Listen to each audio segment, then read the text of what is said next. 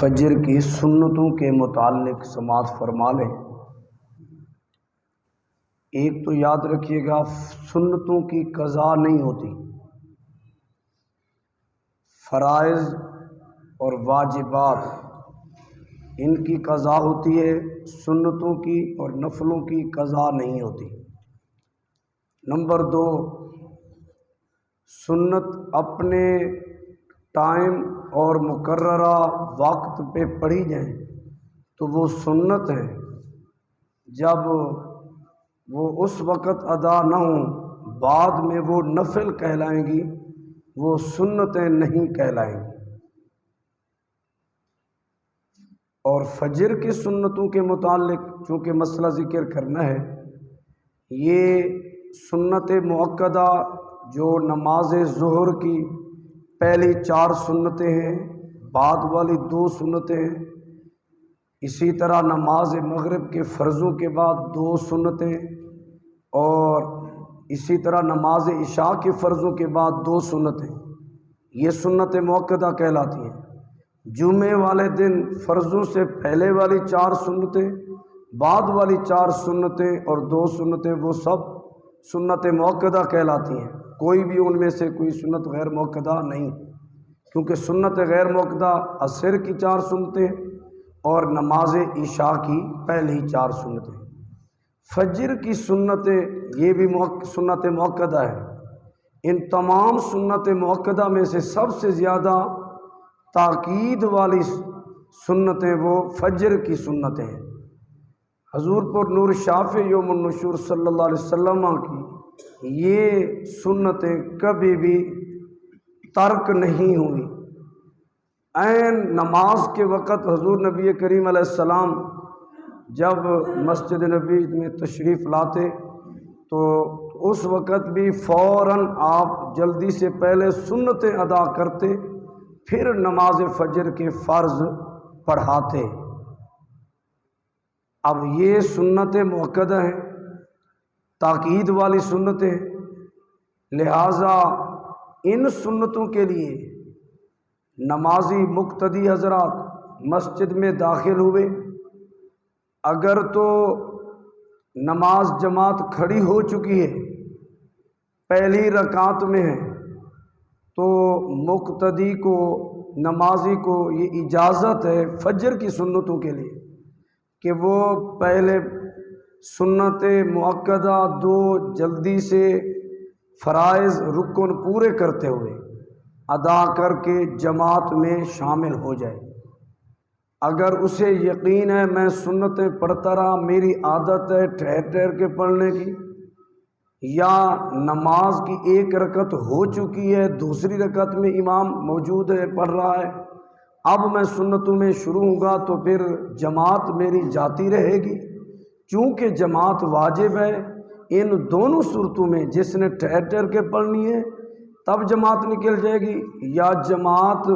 کی دوسری رکعت شروع ہے، اب اگر وہ سنتوں میں شروع ہو جائے گا تو اس کے فارغ ہوتے ہوئے جماعت بھی مکمل ہو چکی ہوگی، تو ایسے شخص کے لیے لازم ہے وہ سنتوں میں شروع نہ ہو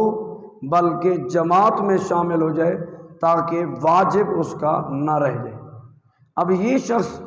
جو عین جماعت شروع ہو چکی تھی، سنتیں اس نے نہیں پڑھی، جماعت میں شامل ہوا، پھر اس شخص کے لیے کیا بعد میں فجر کی سنتوں کے حوالے میں شریعت رہنمائی فرماتی ہے؟ تو یاد رکھیے گا وہ اصول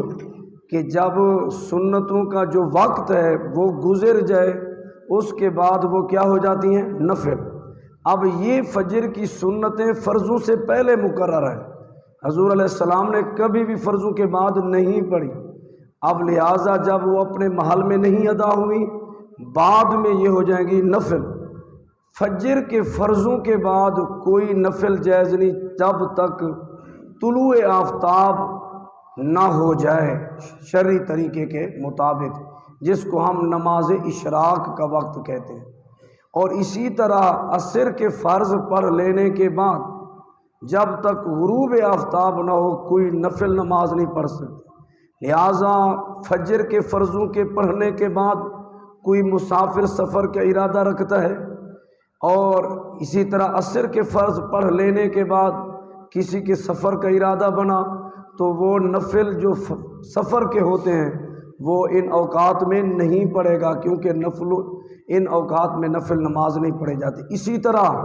اگر ان دونوں کی ادائیگی کے بعد، عصر کے فرضوں کی ادائیگی کے بعد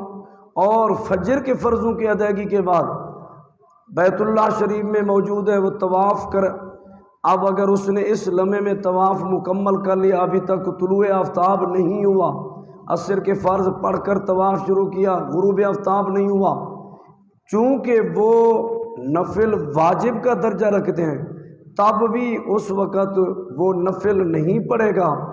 جب مغرب کی نماز پڑھ لے گا اس کے بعد وہ ان نفلوں کا اعادہ کرے گا۔ تو یہ نماز فجر کی سنتوں کے متعلق ہے۔ لوگ غیر مقلد اپنی من مانی اور مرضی کو شریعت کہہ دیتے، جیسے ان کا دل کرے یا جیسے انہیں